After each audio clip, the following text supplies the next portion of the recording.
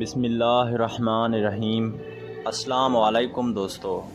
ایک گاؤں میں ایک غریب کسان رحمت اپنی بیوی فاطمہ اور 2 بچوں علی اور سارہ کے ساتھ رہتا تھا۔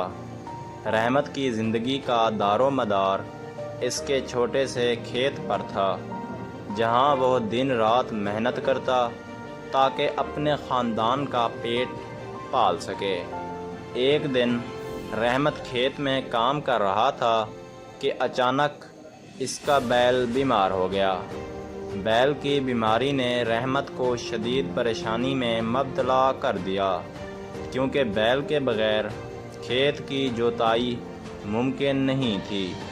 اس نے گاؤں کے حکیم سے مشورہ کیا، لیکن بیل کی حالت دن بدن بگڑتی گئی۔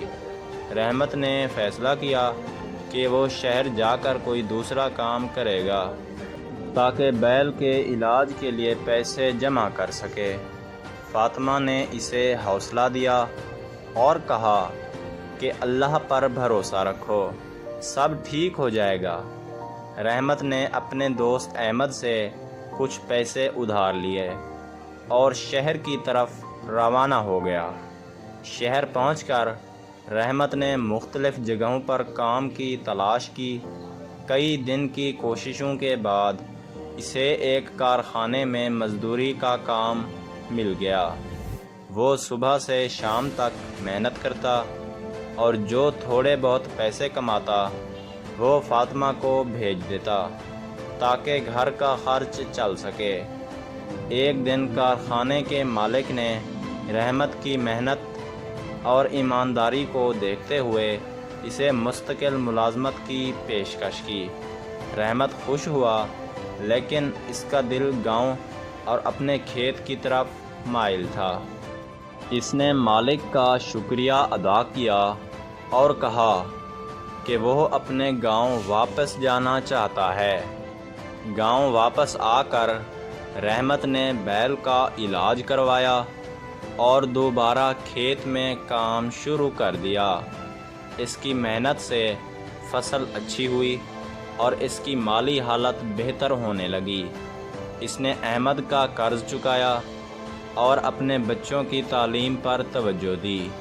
علی اور سارہ نے تعلیم میں نمایاں کارکردگی دکھائی۔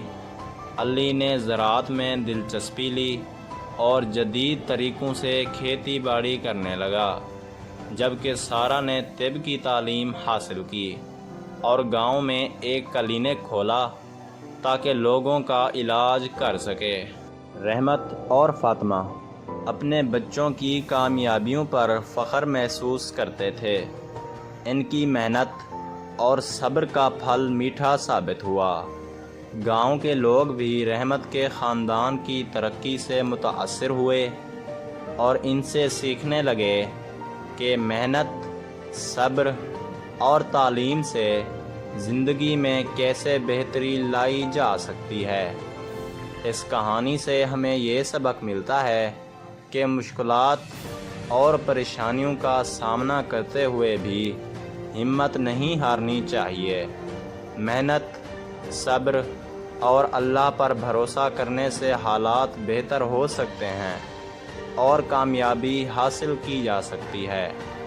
مزید ایسی کہانیوں کے لیے میرے چینل کو لازمی لائک اور سبسکرائب کریں اور ساتھ میں دیے گئے گھنٹی کے نشان کو دبانا نہ بھولیں، اور کامنٹ میں بتائیں یہ کہانی آپ کو کیسی لگی۔